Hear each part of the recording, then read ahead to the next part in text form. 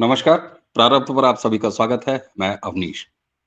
वामपंथ पर हमारी सीरीज किस्से कम्युनिस्टों के उसके एक नए संस्करण में आप सभी का स्वागत है। इस सीरीज को आप लगातार अपना स्नेह दे रहे हैं। हम इस वीडियो के डिस्क्रिप्शन में वो सारे एपिसोड के लिंक मौजूद होंगे, उन्हें जरूर देखिए। आज के केंद्र में है केरल। केरल इसलिए कि केरल लगभग दिवालिया हो चुका है तकनीकी रूप से। केंद्र सरकार से ऑलरेडी अपनी लिमिट से बहुत ज्यादा कर्ज वो ले चुके हैं। केंद्र सरकार से सहयोग की बात यह है कि केंद्र सरकार से बातचीत वो नहीं करना चाहते, लेकिन कोर्ट में जरूर चले जाएंगे। सुप्रीम कोर्ट गई थी केरल सरकार, जहां उन्होंने कोर्ट से रिलीफ मांगी थी कि हमको और कर्ज दिलाया जाए। लेकिन कल यानी 1 तारीख को सुप्रीम कोर्ट ने उनकी इस मांग को खारिज किया, और न सिर्फ खारिज किया बल्कि इसको आगे परिभाषित करने के लिए कि केंद्र से राज्य सरकारें कितना कर्ज ले सकती हैं, इसकी कोई सीमा तय होगी। संविधान पीठ को, एक यानी बड़ी पीठ को, सुप्रीम कोर्ट ने ये पूरा मामला दे दिया है। और साथ ही ये चिंता व्यक्त की है कि राज्य सरकारें जब बहुत ज्यादा कर्ज लेती हैं और बहुत ज्यादा अपव्यय करती हैं धन का, तो उससे कहीं ना कहीं देश की इकोनॉमी पर असर पड़ता है। दर्शकों, आज हमने कहानी कम्युनिस्टों की इस सीरीज पर केरल के इस मामले को चर्चा का केंद्र इसलिए बनाया है कि हमेशा सत्ताओं के खिलाफ क्रांति का बिगुल फूंकते हुए कम्युनिस्ट जब कभी सत्ता में आते हैं तो वो एक अच्छे राज्य को वेस्ट बंगाल बना देते हैं, एक बढ़िया राज्य केरल को कंगाल कर देते हैं। आखिर ऐसा क्यों होता है? ये क्यों नहीं समाधान देते समस्या के अलावा? इसको आज एक चर्चा हम कर रहे हैं। सबसे पहले इससे रंजय त्रिपाठी जी ने एक वीडियो किया था हमारे साथी के साथ, उसका भी लिंक इस डिस्क्रिप्शन में आपको मिल जाएगा, उसको जरूर देखिएगा। आपको केरल के बारे में बहुत ऐसी एंगल्स पता चलेंगे जो कहीं जिक्र नहीं किए जाते हैं। क्यों नहीं किए जाते हैं आप समझ सकते हैं। एक पूरा इकोसिस्टम है जो जानबूझ के केरल या कहीं भी वामपंथ या कांग्रेस की इन तमाम काली करतूतों पर बेहद कम बातचीत करता है। रंजय भाई के पास हम बाद में आएंगे, डिटेल उनसे और लेंगे। लेकिन कम्युनिस्टों की ये तबीयत क्यों होती है? ये क्यों किसी फलते फूलते, चाहे वो संस्थान हो, चाहे शहर हो, चाहे राज्य हो, चाहे देश हो, उनका सत्यानाश कर देते हैं? व्यालोक भाई जैनू से आते हैं तो जरा तबीयत लेते हैं कामरेडों की। व्यालोक भाई, स्वागत है आपका। जरा ये बताइए साहब, फलती फूलती जगहों को ये कामरेड ऐसे कंगाल करने के धनी क्यों होते हैं? ये तबीयत क्या है? दीमक को कभी देखा है आपने? देखा ही होगा, या आजकल पेस्ट कंट्रोल है तो नहीं भी देख सकते हैं। आजकल के लोग नहीं देखते होंगे। पहले जब हम लोग अपने घर में किताबें रखते थे, खास तौर से किताबों में, या जहां कहीं भी सीलन हल्की सी आती थी, तो समय समय पर हमको किताबों को निकाल कर धूप में रखना पड़ता था। वरना एक दीमक ने अगर जगह बनाई तो बाहर से वो पूरा ढांचा आपको लगेगा कि एकदम जस का तस है, लेकिन आप उसको जैसे ही हाथ लगाएंगे, एक उंगली से छुएंगे, तो वो पूरा घबरा के गिर जाएगा। कम्युनिस्टों में और दीमकों में कोई फर्क नहीं है। कम्युनिस्टों में एक ही फर्क है कि वो चूंकि मानव हैं तो उनके पास दिमाग भी है। अराजकता और निहिलिज्म उनके खून में है, उनके रग रग में है। निर्माण उनकी फितरत नहीं है, विध्वंस उनका शौक है। इसीलिए आप देखेंगे कि जब सत्ता पाने की भी बात होती है तो हिंसा, कत्लो-गारत, बंदूक की नली से निकलती है तो फलाना होता है। प्रजातंत्र के प्रति घोर उपेक्षा, प्रजातंत्र के प्रति घोर तिरस्कार का भाव, ये सब कुछ कम्युनिस्टों के खून में है। और रही बात कि ये क्यों होता है, तो देखिए, जो मजा विध्वंस में है और जो सरलता है विध्वंस में, आप एक घर किसी को दे दीजिए बनाने को, वह बनाने में कितना समय लगेगा, और किसी को कहिए कि इसको गिराना है, उसमें कितना समय लगेगा और उसमें उसको कितना आनंद आएगा। तो कम्युनिस्टों की मूल प्रवृत्ति यही है। और आप देख लीजिए कि कहीं भी आप देखेंगे, यूएसएसआर का यानी पूर्व सोवियत संघ का इन्होंने बाजा बजवा दिया। क्यूबा का सत्यानाश कर दिया, लीबिया को बर्बाद कर दिया। आप अपने देश में देखें तो जो बंगाल, जो कलकत्ता कभी औद्योगिक राजधानी हुआ करता था, उस बंगाल का आज हाल क्या है, उस कलकत्ता का आज हाल क्या है। बल्कि हमारे कई बंगाली दोस्त तो इस पर आश्चर्य करते हैं, बंगाली दोस्त, कि अभी भी कुछ कंपनियों के हेडक्वार्टर्स कोलकाता में हैं, बंगाल में हैं। वो बहुत चौंकते हैं कि अभी भी क्यों हैं वो लोग। अच्छा, अभी बांग्लादेश का बड़ा तेजी से नाम उभर रहा है। कई हमारे मित्र हैं, बुद्धिजीवी हैं, जो सब इकोसिस्टम के पार्ट हैं, वो बताते हैं कि अरे भारत की क्या गाथा गाते हो, तो बांग्लादेश को देखो। एक बीच में वहां के कोई नोबेल प्राइज विनर भी आए थे, उसकी भी गाथा बहुत दिन चली, और अभी बांग्लादेश की प्रगति गाथा गाई जा रही है। लेकिन आपको और दर्शकों को मैं बताऊं कि बांग्लादेश की प्रगति गाथा और कुछ नहीं है, हमारे यहाँ का जो बंगाल हारा है, जो जिस बंगाल को इन्होंने बर्बाद किया है, वो सब का सब बांग्लादेश में शिफ्ट हो गया है। 70% फॉरेक्स यानी विदेशी मुद्रा जो बांग्लादेश में आती है, वह निर्यात से आती है। और किन चीजों के निर्यात से आती है? रेडीमेड कपड़ों से और जूट से। उस जूट का क्या हाल हमारे यहाँ था जब तक ये कम्युनिस्ट नहीं पहुंचे थे, और किस तरह इनके सारे यूनियंस ने हमारे यहाँ की जूट मिलों को बर्बाद किया, एक एक पर ताला लगवाया। मुंबई की कपड़ा मिलों को कैसे इन्होंने बर्बाद किया, कानपुर की इंडस्ट्री को कैसे इन्होंने बर्बाद किया, ये सब केवल देखने के और सोचने के, सुनने के और उस पर विचार मंथन करके, अगर अभी भी इस देश में एक राज्य में कम्युनिस्ट मौजूद हैं, तो आप समझ सकते हैं कि वो राज्य कैसा होगा। दीमकों से भरा हुआ राज्य कैसा दिखेगा और वह कैसा परफॉर्मेंस करेगा। इसलिए केरल ने ये जो अर्जी लगाई है, वह तो बहुत देरी से लगाई है। मुझे लगता था कि ये बहुत पहले से हो जाना चाहिए था, क्योंकि केरल में एक दो फ्रॉड नहीं है, आगे रंजय भाई बहुत विस्तार से बताएंगे। मैं केवल कुछ चीजों को छू लेता हूं। जैसे केरल का एक बड़ा फ्रॉड है गॉड्स ओन कंट्री, और वो कम्युनिस्ट हैं। भाई, जब तुम नास्तिक हो तो गॉड्स ओन कंट्री का क्या मतलब है? ये सबसे बड़ा फ्रॉड। दूसरा फ्रॉड 100% लिटरेसी। ये लिटरेसी क्यों आई थी? क्योंकि एक तो वहां के जो मजदूर जाते हैं अरब देशों में, सबसे ज्यादा शायद वहीं के जाते हैं। अब थोड़ा बहुत बिहार के गोपालगंज और सहरसा से जाने लगे हैं, और वहां से भी काफी जाते हैं। लेकिन जो अरब देशों में जाते थे और उनका जब भेजा जाता था पैसा, तो वो उनको लेने के लिए लिटरेट होना पड़ता था। और हमारे यहाँ लिटरेट होने का मतलब क्या है? क म ला जिसने लिख लिया वो लिटरेट हो गया, वो साक्षर हो गया साहब। वैसे साक्षर हैं। वरना सच्चाई अगर देखनी है तो सच्चाई आप देखिए कि केरल में जो दारू के अड्डों पर लंबी लंबी लाइन लगती है ना, वो उस राज्य का सच है, नंगा सच है। वो उस राज्य की कड़वी सच्चाई को बयान करता है। इसके अलावा केरल ओवररेटेड है। और ये मैं इसलिए कह रहा हूं कि मैं केरल रहा हूं, मैं घूमने गया हूं, और क्योंकि मेरी पूरी यात्रा प्रायोजित थी, इसलिए मैंने कहीं कोई कंजूसी नहीं की।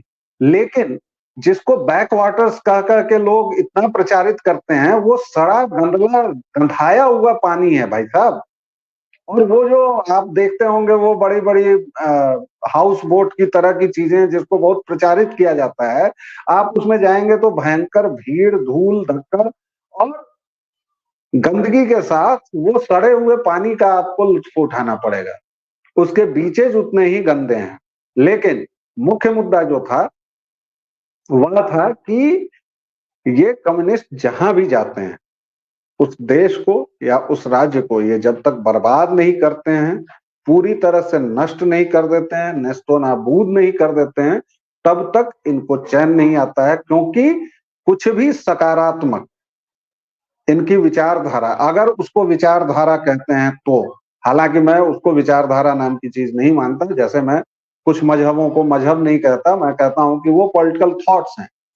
तो इसी तरह मार्क्स का जो पॉलिटिकल थॉट है, अगर उसको विचार मान लें, तो विचार को, तो सीधी सी बात है कि उसमें कुछ भी सकारात्मक नहीं है। इसलिए ये केवल और केवल नकारात्मक काम करते हैं। और ये इनका एक ही इलाज है कि स्प्रे कीजिए, अपने घर में लगातार कीटनाशकों का छिड़काव करते रहिए और इन दीमकों से दूर रहिए। ठीक।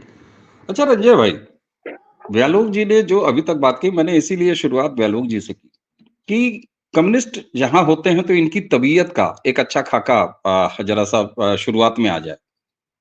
अब दो चीज मैं आपके सामने रखूंगा। केरल एक राज्य, भारत का राज्य है। हम में से कोई ये नहीं चाहेगा कि भारत का कोई राज्य बदहाल हो। तो केरल और केरल का समाज, क्योंकि समाज कहीं ना कहीं जिम्मेदार होता है खुद की बदहाली का। हाँ, सत्ता कौन सी है ये बहुत मैटर करता है। तो यहां पर दो पक्ष आए, केरल का समाज और वहां की कम्युनिस्ट सत्ता। इन दोनों की कितनी भागीदारी है कि आज केरल बर्बाद हो गया है, कंगाल हो गया है? इससे आप शुरुआत करें जी। जी, केरल के बारे में मैंने पहले ही बताया था, जैसा भी व्यालोक भाई ने जो जो फ्रॉड गिनाए, उस फ्रॉड में मैं एक 30 सेकंड्स का टचअप कर देता हूं, जो पहले वीडियो में भी किया था, कि जो लिटरेसी का जो फ्रॉड है, वो लिटरेसी का फ्रॉड इतना गजब फ्रॉड है कि केरल में ऐसे लोग हैं जो कि सामने लिखा हुआ मलयाली पढ़ सकते हैं, खाली उसको लिख नहीं सकते हैं। मतलब उसने पढ़ लिया, अल्फाबेट उसको मालूम है, वो अल्फाबेट को ग्रामेटिकली जोड़ के उसको रटा दिया गया है, ये लिखा हुआ है, वो उसको पढ़ लेता है, लेकिन उसको बोलो सामने से हटाकर इसको लिखो, वो लिख नहीं सकता है। तो फ्रॉड तो केरल में बहुत सारे फैलाए गए हैं केरल के बारे में, जो कि मतलब एक एक करके अगर आप देखेंगे तो जब तो समझ में आएगा। दूसरा चीज जो है, आप देखेंगे तो केरल में आपका एक जो बहुत तगड़ा गठजोड़ है, वो गठजोड़ है कम्युनिज्म मजहब और इस्लामिक मजहब का।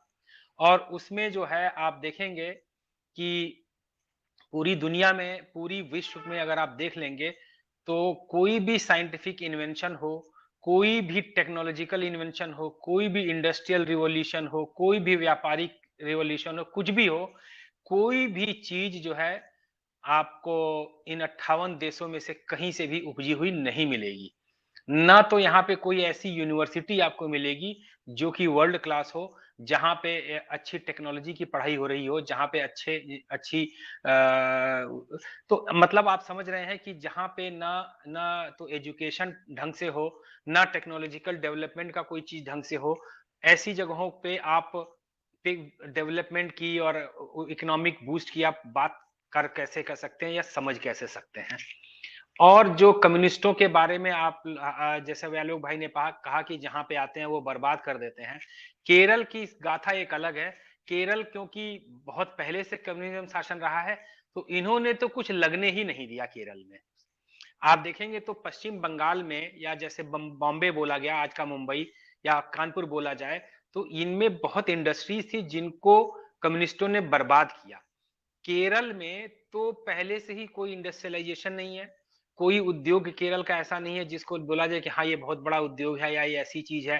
जैसे कानपुर में लाख इन्होंने बर्बाद कर दिया, लेकिन फिर भी आज भी कानपुर जो है, आप नोएडा गाजियाबाद को मिला दिया जाए तो उसी के आसपास का कानपुर जो है इंडस्ट्रियल उत्पादन देश को देता है। और लेकिन आप उस तरह का कोई भी, आपको एक भी ऐसा शहर या एक भी ऐसा जगह केरल में नहीं लिखेगा जहां पे ऐसा कोई औद्योगिक इन्होंने पनपने दिया हो। मैंने पीछे भी बताया था कि हालांकि केरल से ही उपजी हुई एक फाइनेंस कंपनी है, गोल्ड लोन की कंपनी, मुथूट फाइनेंस कंपनी है, वो खुद केरल में मिनिमम ऑपरेशन करती है, उसका सारा का सारा ऑपरेशन आउट ऑफ केरला, सबसे ज्यादा बिजनेस जाता है आउट ऑफ केरल ही जाता है। और केरल के समाज की एक और भी बहुत बड़ी एक एक विडंबना है कि आप जैसे देखेंगे कि बहुत बदनाम रहा है कागजों पे और लोगों के कहने के तौर पे कि जो उत्तर प्रदेश, बिहार और नॉर्थ के जो देश है वहां पे दहेज प्रथा बहुत ज्यादा है। हालांकि आप देखेंगे केरल में बहुत ही भयंकर है ये।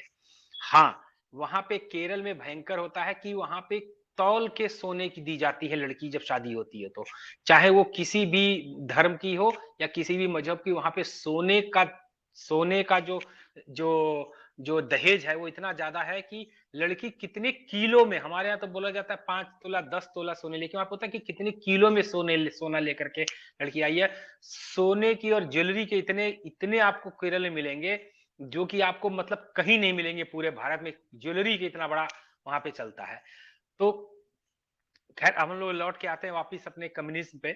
तो कम्युनिज्म का जो जो सिद्धांत है वो सिद्धांत है बर्बाद करो। और इसके पीछे मेरी एक थ्योरी है एक्चुअली। मेरी जो थ्योरी है वो अभी व्यालोक भाई भी उतना उस पर एग्री करेंगे या नहीं या लोग, लेकिन मेरी थ्योरी है कि जहां से ये पैदा हुआ, कार्ल मार्क्स, देखिए जब वो पैदा हुआ तो उसकी पैदाइश है एक कैपिटलिस्ट कंट्री जर्मनी में, और उसने अपना सारा जीवन बिताया है एक भयंकर अय्याशी में, और में एक अनदर कैपिटलिस्ट कंट्री जो कि पूरे विश्व में जिस समय राज करता था वो ब्रिटिश।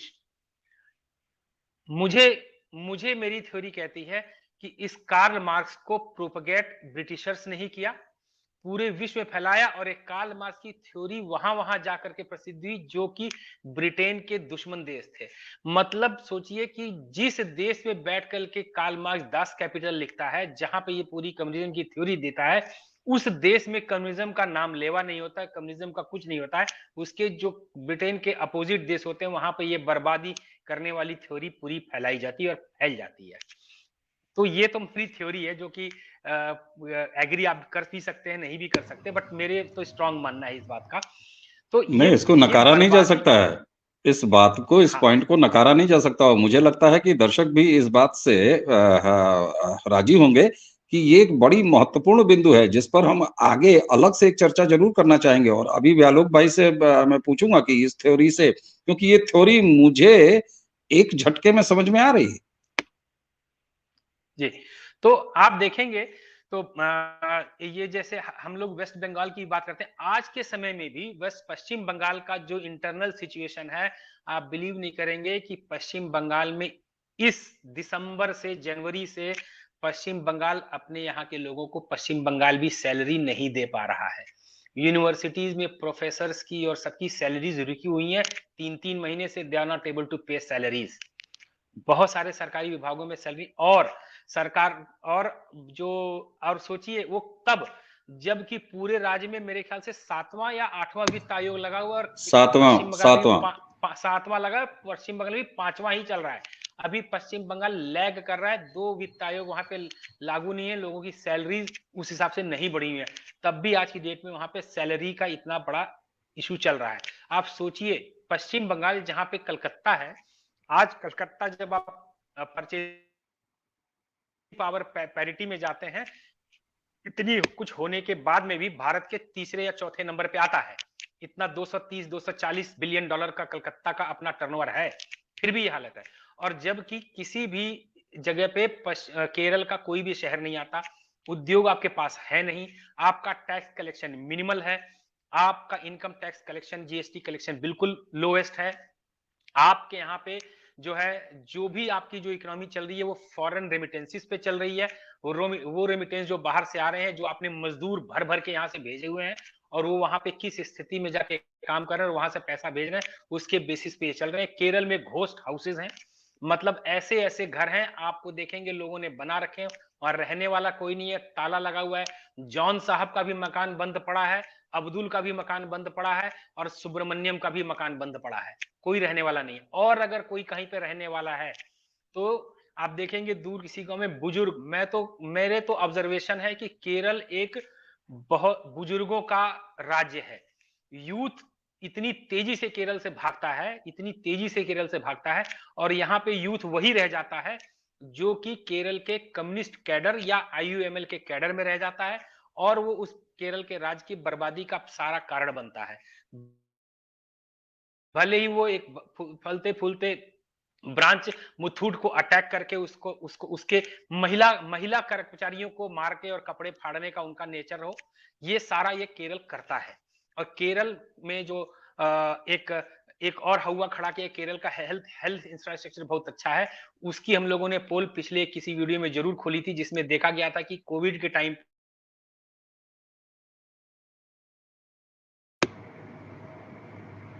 जी, दर्शकों मुझे लगता है कि रंजय जी के नेटवर्क में कुछ इश्यू है।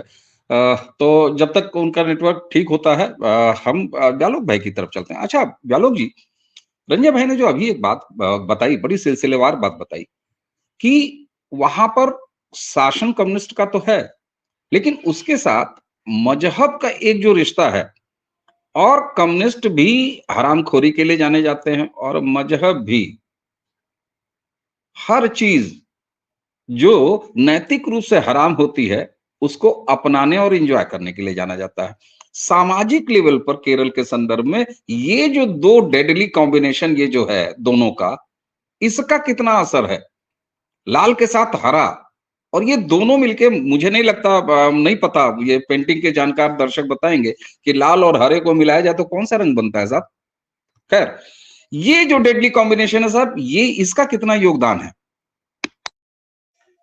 लाल और हरे को मिलाया जाए तो मुझे जहाँ तक लगता है कि काला ही बनेगा और काला अंधेरा ही छाया हुआ है पूरे केरल पर। और ये इसलिए भी है, इसमें एक पॉइंट जो रंजय भाई ने दिया था, उस पॉइंट से मैं पूरी तरह इत्तेफाक रखता हूँ कि ये सचमुच एक अंतर्राष्ट्रीय षड्यंत्र भी हो सकता है, क्योंकि भाई मार्क्स को छापा किसने? घोर पूंजीपति दोस्त ने। अगर मार्क्स को एंगेल्स नहीं मिलते, तो शायद उनके घटिया विचार पूरी दुनिया में इस तरह फैल भी नहीं पाते। तो ये विश्व के रंगमंच पर ऐसी चीजें घटित होती रहती हैं, तो इससे इनकार नहीं किया जा सकता है कि वो हो। और एक बात तो है ही कि तीसरी दुनिया के जो देश थे, वो इन मुल्कों की नकल करने में, तो इसलिए जो भी कूड़ा है, जो अभी तक हम देखते हैं कि अमेरिका से या ब्रिटेन से जो भी कूड़ा आया, हम लोग बहुत श्रद्धा से और शौक से उसको लपकते हैं, जबकि खुद वो देश उसको नकार चुके हैं। तो कम्युनिज्म की वो थियरी जो रंजय भाई ने दी है, मुझे उससे पूरी तरह इत्तेफाक है। केरल के बारे में एक बात जो मैं कहना चाहूँगा, उसमें मेरा एक मानना है कि केरल हो या तमिलनाडु हो या दक्षिण के कुछ राज्य जो हों, देखिए कर्नाटक लगभग कुछ दिनों में कंगाल हो जाएगा, क्योंकि कांग्रेस ने वहाँ जिस तरह की चीजें की हैं, और वो भी हिमाचल प्रदेश ने गुहार लगानी शुरू कर दी है, और ये कांग्रेस, कम्युनिस्ट सब एक ही थैली के चट्टे-बट्टे हैं। केरल में सनातन का कम होना या सनातन जो अभी प्रतिरोध कर रहा है, उस प्रतिरोध के चलते केरल जो बचा हुआ है, थोड़ा बहुत बचा हुआ है। वरना तमिलनाडु में तो पेरियार के समय से ब्राह्मणों के बहाने पूरे सनातन धर्म को इरेडिकेट करने की बात की गई। आज जो वो नाबदानी कीड़ा बोलता है कि सनातन को इरेडिकेट करेंगे, वो तो उसके दादा के समय उसका ईवी रामस्वामी बोल गया है और उसने वो सब किया है। तो जब तक सनातन रहा, तब तक ये हरामखोरी भी नहीं आई, तब तक इस तरह की अनैतिक बातें भी नहीं आई। लेकिन जब से सनातन वहां कमजोर हुआ और ये हरा और लाल जो मिक्सचर हुआ दोनों का, तो आप और हम कई बार इस बात को कह चुके हैं, उसको फिर से दोहराना नहीं है कि दोनों ही मजहबों में बहुत सारी चीजें मिलती हैं। एक पैगंबर, एक किताब, बिल्कुल, एक ये, और नहीं बिल्कुल। मानोगे तो सर तन से जुड़ा। तो संजय भाई चूंकि आ चुके हैं, तो आप पहले बिल्कुल, वो बिल्कुल अपनी और बात आप खत्म कर लें, इसलिए बिल्कुल ठीक उसके बात है बाद और मैं बात करूंगा। बिल्कुल, बिल्कुल और आपने तो कम्युनिस्ट और ये जो मज़हब है, इनको एक ब्राह्मिक रिलिजन के साथ ही रखा है और बड़े तथ्यात्मक ढंग से रखा है। दर्शक प्रारब्ध के जो भी हैं, जो व्यालोक जी को लगातार सुनते हैं, वो इस बात से परिचित भी हैं। व्यालोक भाई सॉरी रंजय जी, आपके नेटवर्क में कुछ इश्यू आ गया था, तो मैं चाहूँगा कि जहाँ आपने इस चर्चा में अपने बात को छोड़ा था, आप वहीं से कैरी ऑन कर लें प्लीज़। जी। और विध्व जो जो देखिए जो वही जो अभी डेडली कॉम्बिनेशन की बात कर रहे थे, तो अब आप देखिए कि हम पिछले दिनों हम गए थे केरल में और वहाँ पे आप अगर कोझिकोड में जाएँगे तो कोझिकोड में जो कि कालीकट भी बोला जाता है, वहाँ पे एक सनातनियों का बहुत ही प्रसिद्ध मंदिर जिसको शिव थाली मंदिर बोला जाता है। आप शिव थाली मंदिर पे जब आप जाएंगे तो आप देखेंगे कि उसको 3 तरफ से घेर रखा है। और अभी पीछे खबर आई थी कि जो शिव थाली मंदिर का एक प्रांगण था, उस प्रांगण पे एक ऑडिटोरियम था, उसको इस कम्युनिस्ट सरकार ने उनसे छीन करके मजहबियों को दे दिया है। तो केरल में इस तरह की जो घटनाएं हैं, वो घटनाएं बड़ी सीधी तौर पे है कि जब आप कोई चीज अर्न नहीं करते हैं, आप कोई चीज छीन के लेते हैं, तो छीनी हुई चीज आपको ज्यादा दिन नहीं चलती है। आपने देखा होगा, सुना होगा कि जो डकैत होते हैं, वो कहीं से 5 लाख, 10 लाख, 20 लाख, 50 लाख लूट लेते हैं। उसके बाद वो 3 महीने बाद फिर कहीं लूटने पहुंच जाते हैं, क्योंकि वो हराम की जो कमाई होती है ना, वो कहीं उड़ा देते हैं। वही हालत केरल में भी है कि जब आप दूसरों से लूटते हैं, छीनते हैं, करते हैं, तो वो आप कुछ दिनों में लुटा देते हैं। मतलब कि आप जिस मंदिर से टैक्स ले रहे हैं, चाहे वो पद्मनाभ मंदिर हो, चाहे वो शिव थाली मंदिर हो, चाहे वो गुरुवायूर मंदिर हो, चाहे वो केरल के अन्य मंदिर हो, वहां के मंदिर का सारा कंट्रोल, आपको मालूम है आप लोगों को कि सरकार के हाथ में, सारा पैसा सरकार के पास जाता है और ये सब लोग टैक्स भी पे करते हैं। और उस पैसे को सनातन इकोनॉमी में लगाने बजाय, सनातियों को लगाने बजाय में आप अन्य जगहों पे ले जाकर के उसको खर्चा कर रहे हैं और वो चीजें बना रहे हैं। तो ये जो पाप कर्म है, ये पाप कर्म आपको भोगने पड़ेंगे। और ये पाप कर्म वहां के शासन, वहां के जनता के सहयोग से कर रही है। तो उस कंगाली के हिस्सेदार वो जनता भी है, और उस कंगाली के हिस्सेदार वो वहां के शासक तो जो है सो वही है। उन्होंने तो अपना घर भर ही रहा है, भरे हुए हैं। हो सकता है कि इतने भर चुके हो कि जब पूरी कंगाली छा जाए तो छोड़ करके, इनके बच्चे तो बाहर ही रहते फिरते हैं, बाहर ही, कोई बाहर पढ़ रहा है, कोई अमेरिका, कोई कहीं, कोई कहीं।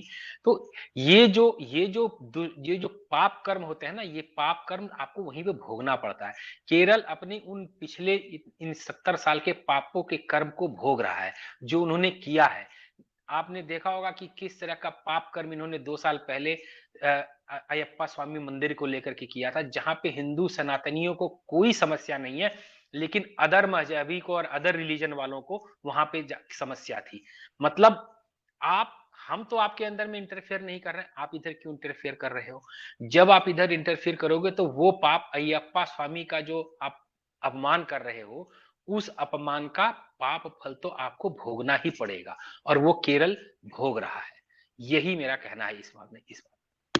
बहुत बड़ी बात आपने कहा। और गॉड्स ओन कंट्री, ईश्वर की धरती पर अगर ईश्वर का इस तरीके से अपमान, तिरस्कार हो, तो निश्चित रूप से ये कहना तो बनता है कि फिर तो झेलोगे। तो व्यालोक जी, अब जरा दर्शकों आपको अपडेट भी कर दें। राहुल गांधी जो वायनाड, केरल के वायनाड से सांसद हैं, अमेठी छोड़ के भगे। हालांकि रायबरेली से उनकी माताजी भी भाग गई हैं। मजे की बात यह है कि आज से लगभग 4-1 महीने पहले बाकायदे कम्युनिस्ट पार्टी केरल ने यह कहा कि राहुल गांधी यहां से क्यों चुनाव लड़ रहे हैं, उनको तो उत्तर प्रदेश से लड़ना चाहिए, यहां कोई बीजेपी का बहुत ज्यादा संकट नहीं। अब वो मामला दोबारा हो गया है। वायनाड से एक बड़ी नेता के नाम का मामला शुरू कर दिया है। और अब तो ये भी दिखाई दे रहा है दर्शकों कि संभवतः वायनाड की सीट खाली ही ना हो राहुल गांधी के लिए, या अगर खाली हो तो इंडी अलायंस नाम की कोई चीज ना हो वहां पे। एक नई चीज आ रही है। सामाजिक पृष्ठभूमि पर मैं कम्युनिस्टों की इस कहानी पर बात करता हूं, इस बिंदु के लिए व्यालोक जी के पास। व्यालोक भाई, ये जो एक नया गठजोड़ हुआ है, और रंजय जी ने जो बताया कि मजहब, और हालांकि शुरुआत आपने की मजहब और उसका रिश्ता, रंजय जी ने भी उसको और पुष्ट किया। ऐसे में राहुल गांधी को जो ये धक्का मारने की कोशिश हो रही है वहां केरल से, तो राहुल गांधी किस ठिकाने लगेंगे ये तो राहुल जाने, उनकी पार्टी जाने। इस पे हम आप क्यों इतने चिंतित हों। लेकिन क्या केरल की सरकार, और खासतौर से कम्युनिस्ट विचारधारा वाली सरकार, नहीं चाहती कि शेष भारत या बाकी लोग केरल के बारे में बहुत ज्यादा एक्सपोजर हो, वो जो कुछ है वो बंद बंद हो? क्योंकि ये एक बड़ी सामान्य सी बात होती है कि केरल के बारे में बहुत कम जानकारी है, और आपने शुरुआत में ही कहा। तो क्या ये माना जाए कि कम्युनिस्ट शासन अब अपने पराभव की तरफ बढ़ रहा है केरल में, जिस तरह से 3 दशकों के बाद वेस्ट बंगाल में उसका हाल हुआ था? पराभव तो तय है आज या कल। देखिए, यूएसएसआर दुनिया की सबसे बड़ी ताकत था किसी समय, 90 साल चला। चाइना को आखिरकार अपना मुखौटा उतारना पड़ा और वहां तानाशाही है, और वो तानाशाही आप कहिए कि अधिनायकवादी पूंजीवाद है। वहां कम्युनिज्म नाम की कोई चीज नहीं है। वहां पार्टी के अलग अलग लोग हैं, जो एक व्यक्ति चाह रहा है वह अलग अलग अपने गुंडे बिठा रहा है और वो टोल टैक्स वसूलते हैं। बाकी पूरी जनता का क्या हाल है वो आप कभी भी बीजिंग चले जाएं, शंघाई चले जाएं। एक वाक्य आपने कहा कि चिलमन वाला जो शेर है वो मुझे याद आ रहा है, जो आपने कहा कि ये छुपाना तो इनका रवैया है कि तुम कभी चिलमन से तुम झांको, कभी चिलमन से हम झांके, थोड़ा पर्दा भी रहे और थोड़ा बातचीत भी हो जाए थोड़ी सी। किसी भी कम्युनिस्ट शासन को आप देखिए, भयंकर तौर से वो छुपे रहते हैं, भयंकर चुप्पी रहती है और एक अजीब तरह का रहस्य का आवरण, आयरन कर्टन कहा जाता है। ठीक है, आयरन कर्टन कहा जाता था यूएसएसआर को। अभी भी आप चाइना के बारे में कुछ नहीं जानते, आप उत्तर कोरिया के बारे में कुछ नहीं जानते, आप केरल के बारे में कुछ नहीं जानते, बंगाल में जब तक चीजें थी तब तक आप कुछ नहीं जानते थे, क्योंकि जनवाने के लिए कुछ नहीं है। भाई यूएसएसआर में क्या था, लंबी लाइन है ब्रेड की, हाहाकार, दुख, दैन्य, पलायन, और उस पर से बिग ब्रदर इज वॉचिंग, सब कुछ देख रहे हैं। आज जो लोग मतलब मोदी जी को कहते हैं कि डिक्टेटर डिक्टेटर, इन लोगों को कभी चले जाना चाहिए, रशिया घूम आना चाहिए, कभी चाइना अभी घूम आए, कभी उत्तर कोरिया घूम आए, बहुत है तो टाइम ट्रेवल करके अपनी इंदिरा जी के समय चले जाएं, 75 के समय में, जब उन्होंने डिक्टेटरशिप दिखाई थी अपनी, और जब इस देश में आपातकाल लगाया गया था। दिखाने को कुछ नहीं होता है और डर होता है कि अगर सच्चाई पता चल गई तो हम एक्सपोज हो जाएंगे। आप देखिए ना, लीबिया में भयंकर छुपा छुपी थी, क्यूबा में भयंकर छुपा छुपी थी, मतलब कोई अगर जहाज से जाता था तो जहाज को गिरा देते थे, कभी कुछ करते थे, कभी कुछ कर देते थे। इस सब तरह की तमाम चीजें जो होती थी, उसके बाद वही मामला है जो आपने कहा कि आखिर वजह क्या है कि हम कुछ जान नहीं पाते हैं, क्योंकि केरल के बारे में जितना जानेंगे उतना इनका प्रपंच खुलेगा और उतना ही लोगों को यह पता चलेगा कि अरे, यह तो जिसे हम शीश महल समझ रहे थे, ये तो रेत की भुरभुरी इमारत है भाई, इसको तो दिमको ने चाट खाया है। क्योंकि तब सच बताने वाले व्यालोक आ जाएंगे, रंजय जी आ जाएंगे कि भैया वो जो बैक वाटर्स के नाम पर तुमसे 10,000 रुपया लिया जा रहा है, वो जलकुंभियों से भरा हुआ कंधाता पानी का एक स्रोत है, और उसमें तुमको जबरदस्ती पसीने में और इसमें लिथड़ा के और कहेंगे कि ये देखो, look my dear God's own country. खाना उतना ही घटिया, वहां की चीजें उतनी ही घटिया, और वहां की सारी चीजें उतनी, इसलिए वो छुपाव है, इसलिए वो दुराव है। बिल्कुल, बिल्कुल। और आपने जो बात कही उसको रंजय त्रिपाठी जी ने जो अभी थोड़ी देर पहले अपने वक्तव्य में बोला था कि वहाँ इंडस्ट्री है नहीं, वहाँ कोई इस तरह का इंफ्रास्ट्रक्चर है नहीं, तो जब कुछ है ही नहीं, तो इसीलिए संभवतः ये पर्देदारी वाली प्रवृत्ति आती है कि ना हमारे घर का दरवाजा खुलेगा, ना तुम हमारे बंद आंगन और घर के अंदर की जो असलियत है वो देख पाओगे। आपने वो चिलमन वाला शेर कहा तो उसका एक पैरोडी शेर मुझे याद आ गया कि इधर चिलमन से वो झांके, इधर चिलमन से तुम झांको, लगा दो आग चिलमन को, न ये झांके न वो झांके। तो मुझे लगता है कि अब उस लाल चिलमन में आग लगने का समय आ चुका है। जिस तरीके से वेस्ट बंगाल में 3 दशक के बाद ये लाल दरवाजे और लाल दीवालों का जो एक भ्रम था, वो खत्म हुआ। जहां वो श्रमिक अधिकार की पूरे विश्व में बात जरूर करते हैं, लेकिन जब पूरा देश 7वें वेतन आयोग पे जी रहा होता है, खुशहाल होता है कर्मचारी, तो अब भी 5वां वेतन आयोग, और उसमें भी जैसा कि रंजय जी ने अपडेट दिया कि वहां भी तनख्वाह अभी कई महीनों लेट चल रही है। मैं दर्शकों के लिए बड़ा आसान सा एक फिगर बता दूं, उत्तर प्रदेश राज्य में अगर कोई एक प्राथमिक शिक्षक भर्ती होता है तो उसकी पहली तनख्वाह अगर 45 से 50,000 के बीच में आती है, वही अगर वेस्ट बंगाल में ज्वाइन करता है तो उसकी शुरुआती सैलरी 25 से 28,000 के बीच में शुरू होती है। तो ये अंतर आप सोच लें कि वेतन आयोग के 5वें होने का क्या फर्क है और 7वें होने का क्या फर्क है, लेकिन कहीं भी ये बात नहीं होती। रंजय जी, क्या वाकई आप भी मानते हैं कि लगा दो आग चिलमन को, न ये झांके न वो झांके? अब ये सारा भ्रम खत्म होने की तरफ बढ़ रहा है मामला, और इसी डर में कहीं ऐसा तो नहीं है कि राहुल गांधी को वायनाड से सिर्फ इसलिए खदेड़ने पे आमादा है कामरेड कि यार ये बंदा आएगा, पूरे देश का फोकस इधर रहेगा, जबरदस्ती हम चर्चा में रहते हैं, हम कोपचे में पड़े हुए थे, इसलिए राहुल गांधी को यहां से भगाओ?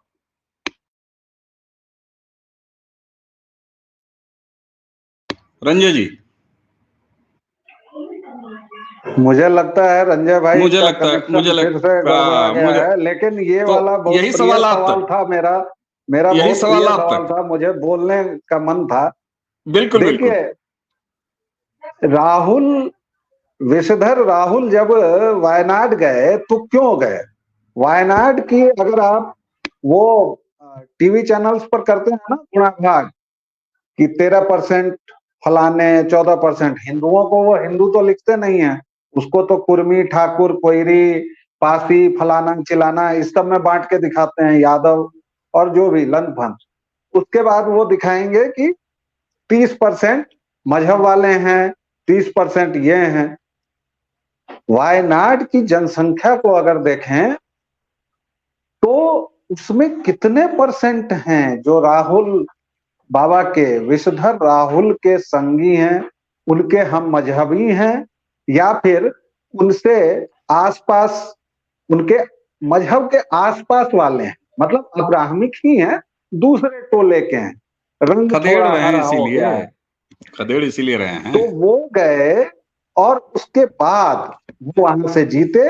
अब दिक्कत हो गई है कि भाई लूट का माल थोड़ा सा है, अब उसमें हिस्सेदारी तुम भी कर लोगे यार, तुम्हारे चरने के लिए तो पूरा देश छोड़ दिया था, तुम केरल क्यों आ रहे हो? तो इसलिए अब जैसे एक वाक्य और जी, कि कल जो महारैली हुई, कल या परसों महारैली, आजकल कुछ भी सामान्य तो होता नहीं है, तो वो जो ठगों का मेला लगा था रामलीला मैदान में, तो आप लोगों को तो पता ही है, और मैं दर्शकों को फिर से याद दिला दूं कि वहां भी कांग्रेस और आम आदमी पार्टी में झगड़ा हो गया, और वहां हाँ, वो पोस्टर हटाने की बात, पोस्टर हटा दिया गया महान कंजर केजरीवाल जी का, और इतना ही नहीं, सौरभ भारद्वाज का माइक भी नोट किया गया।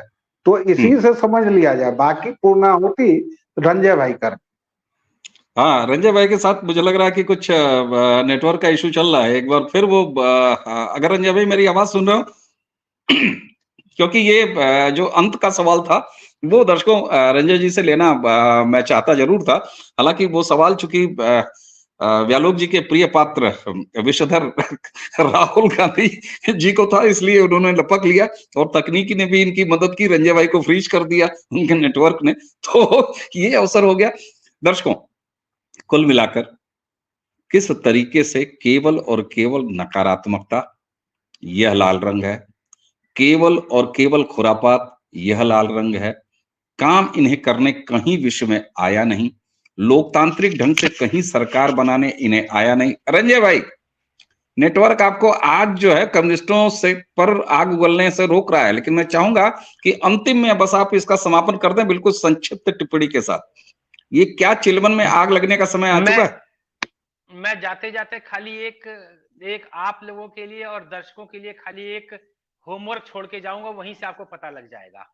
जैसे व्यालोक भाई ने कहा छुपने छुपाने की बात, अगर हम देखें तो भारतीय जनता पार्टी का एक प्रेसिडेंट है, कांग्रेस का भी एक प्रेसिडेंट है, समाजवादी पार्टी का भी एक प्रेसिडेंट है, तृणमूल कांग्रेस का भी अध्यक्ष है। ये कम्युनिस्ट पार्टी में जनरल सेक्रेटरी कहाँ होता है सबसे ऊंचा ओहदा? उनसे पूछे भैया तुम्हारा प्रेसिडेंट। कामरेड आज रंजय त्रिपाठी जी को बोलने नहीं देंगे। बहरहाल मुझे लगता है कि दर्शकों तक ये सवाल पहुंच चुका है। जो कहने का मतलब रंजय जी का था वो यही था कि इनका जो अपना काडर होता है उसमें अध्यक्ष पद क्यों नहीं होता है, ये बड़ा रुचिकर रहेगा। इस पर हम अगली चर्चा, क्योंकि ये हमारी सीरीज है वामपंथ पर, आज इसकी ये 5वां भाग है। इससे पहले आपने 4 भागों को दर्शकों बड़ा स्नेह दिया है। तो ये तो एक सीरीज हमने इसीलिए शुरू की है क्योंकि हमें पता है कि 1 चर्चा, 2 चर्चा, 3 चर्चा में इन काले, बड़ा अच्छा कहा, काला क्या, हरा और लाल रंग मिलाया जाए तो ब्लैक बनेगा। तो ये असली जो इनका चरित्र है। रंजय भाई, आज कामरेड आपको रोक रहे हैं, मैं चाहूंगा वो टिप्पणी आप पूरी करें तो हम नमस्ते प्रणाम करें दर्शकों। जी, हम वही कहते हैं कि जैसे हर जगह के प्रेसिडेंट है तो इनके जनरल सेक्रेटरी करना, जनरल सेक्रेटरी तो किसी का सचिव है ना, प्रमुख सचिव हुआ ना भाई, हाँ प्रमुख हाँ, सचिव है तो आपका आका कौन है, ये जहां तक मुझे समझ में आ रहा है। बिल्कुल सही बात है, ये तकनीकी पॉइंट है और इस पर डिस्कस होना चाहिए कि जनरल सेक्रेटरी अगर किसी के बिहाफ से काम करता है तो आका कौन है, अध्यक्ष कौन है। इसका मतलब है कि वैचारिक रूप से ये अपने आयातित विचार को अब भी पाले रखते हैं। इनका आयातित स्वरूप, क्योंकि ये विचारधारा आयात हुई है, इंपोर्ट हुई है बाहर से, इसलिए इनके आका कहीं और हैं। इसीलिए ये इनके पप्पा कभी चीन में बैठते हैं, कभी यूएसएसआर में बैठते हैं, और खैर इनके जो जिनके शीशियां लिए ये घूमते हैं मार्क्स, वो कहीं और के हैं। भारत में यही वजह रही कि कम्युनिस्टों ने कभी भी भारतीय लोकतंत्र की जमीन पर अपनी कोई हैसियत नहीं बना पाए। हाँ, ये भी बात है कि भारत के लोकतंत्र ने ही इन्हें दुनिया की पहली लोकतांत्रिक ढंग से चुनी हुई सरकार दी। दर्शकों, हमें उम्मीद है कि केरल के कंगाल होने के बहाने से कम्युनिस्ट चरित्र पर ये 5वां भाग आज हमने आपके सामने रखा है। इसे भी भरपूर स्नेह देंगे। इसी वीडियो के डिस्क्रिप्शन में आपको इससे पहले की 4 चर्चाओं के लिंक मिल जाएंगे, उनको भी देखिए। रंजय जी ने हमारे साथी के साथ प्रारब्ध के इसी मंच पर केरल पर 2 डिटेल वीडियो किए हैं, उनका भी लिंक हम इसी डिस्क्रिप्शन में देंगे, उन्हें भी जरूर देखिए। सब बहुत, ये 3-4 वीडियो देखने के बाद आप केरल को जानने लगेंगे, केरल को पहचानने लगेंगे, क्योंकि केरल हमारे भारत का राज्य है, वो कम्युनिस्ट शासन का राज्य है, लेकिन उसके बावजूद हम अपने किसी स्टेट को कंगाल होते हुए नहीं देखना चाहेंगे। इसलिए केरल के बारे में हमें जानना चाहिए, हमें जानना ही होगा। हम जानेंगे तो हमारे प्रारब्ध के तरफ से ये एक विनम्र प्रयास है। इसीलिए हम केरल पर खास तौर से फोकस हैं, लगातार 3-4 चर्चाएं हैं, आगे भी करेंगे। तो आज की इस चर्चा को यहीं समाप्त करने की आज्ञा दीजिए। हमें व्यालोक पाठक जी और रंजय त्रिपाठी जी तीनों को आज्ञा दीजिए। नमस्कार, प्रणाम, जय जय श्री राम। जय श्री राम।